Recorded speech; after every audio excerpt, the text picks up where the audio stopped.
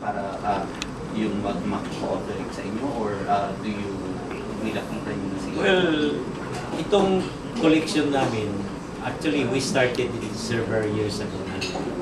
Siguro may mga 5 years na. We did it through a third party called MVP. So they have started collecting some radio station. For instance, GMA, up to now may kami license sa kanila that they started paying the sound recorded rights. Aside from PhilSCAP, nagbabayad din sila ng usage ng sound rights. So we are thankful that GMA, recognize the rights of the sound recorded producer and the performer.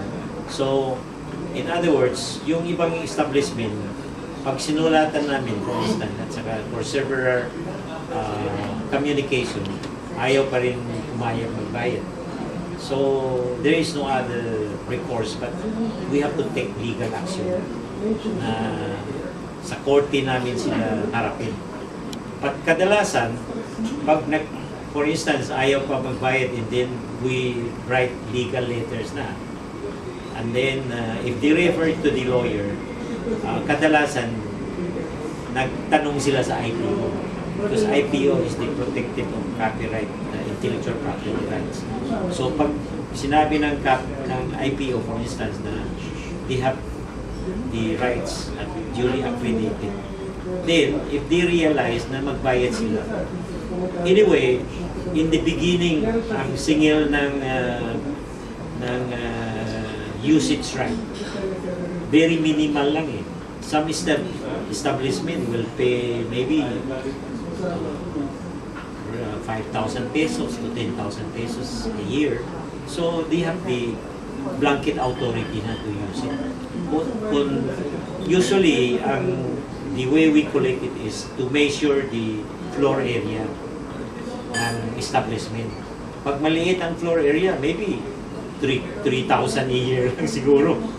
To as high as, maybe 10,000 a year. Kung i-divide mo yan by 12 months, wala pang 1,000 a month na mabayaran mo, diba? So, divided mo by 30 days, a month, 30 days for 1 month. Makano lang per day, diba? So, yung iba, knowing that it's very affordable not to engage into legal complication, nagbabayad sila. Kaya, we want to disseminate this information to respect the rights. Topic jingle, sir. Jingle naman is different kind of arrangement. Kasi yung jingle, kadalasan are commission work done by the advertiser or advertising agency. Yung existing, halimbawa, ang ginamit ko kanina example is sa bola ng Pepe na ginamit in a lot of campaign sorties. Well, ganito yun. Kung ginamit nila yung sound recording owned by the record producer and sung by Celestine Caspe, rightfully they have to pay. Pero for instance, yung user gumamit ng music pero hindi yung original singer like Celestine Caspe, then they don't have to pay us because they use a different singer to pero sir, record that. Yung composer, no? Composer, ang obligation nila is they have to pay to the composer in the form of mechanical royalties at saka synchronization if may video sila, at saka they have to pay PhilSCAP. Pero sa Soundsright or sa PRSP, wala silang dapat bayaran. Sir, yung mga sing-along joints, alam naman natin that they randomly upon the request of the customers ko, yung patutugin lang sa kantayan. Ito bang mga establishment sa to have they been paying royalties? No. Ang karaoke joint, up to now, sad to say, even PhilSCAP, hindi pa sila nagbabayad. Now, may gray area ang mga karaoke joint to pay the sound right for the public performance. For instance, may dalawang usual scenario sa karaoke. Kung yung customer gumamit ng -1, kumakanta ng sariling boses nila, then they don't have to pay. Pero pag during break, gumamit sila ng sound recording na, like for instance, yung sabihin lang natin, ulitin natin yung Saranggola ni Pepe. Pag tinugtog nila yung original version ni Celeste Ligaspe, hindi have to pay. Kasi minsan sa karaoke joint, may mga break time sila eh. Hindi lang -1 ang tinugtog nila, but original sound recording. Then you have to pay. So, pero sir, yung mga composers, wala po ba tayong binabayaran? Well, sa Soundsright, hindi namin sakop yung composer rights. It belong to PhilSCAP. So sa PhilSCAP sila makatanggap ng share nila. Pero sa Soundsright is record producer because we finance to produce the sound recording and then the performer to interpret the song kung original.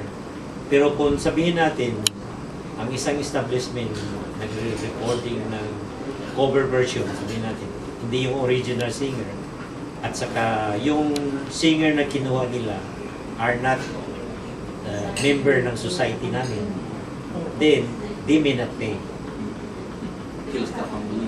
PhilSCAP maniningin. Pero kung yung kinuha nilang singer, member ng PRSP o singer, performer group, then even it's a cover version, pwede din namin isama ang kanina. Yun lang ang difference. Thank you. Nag-ipon na sila ng mga kanta to be put in a playlist, and then yun na lang papasugin nila para at least control nila kung ano yung papasok doon sa playlist. Kasi kanina, when I was asking, inisip ko, paano para yung live radio? Okay, diba?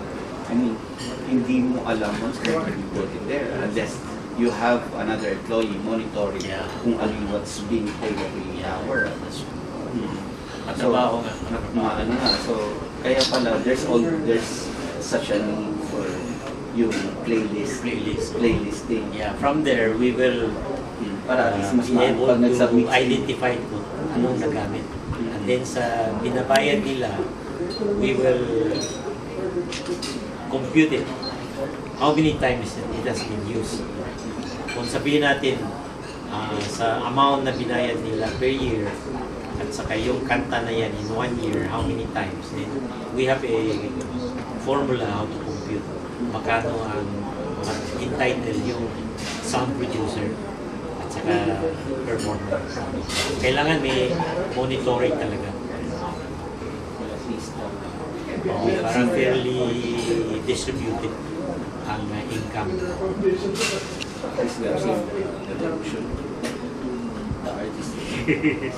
Yeah, importante kasi yun. 10 years ago, you know, this is non-existent.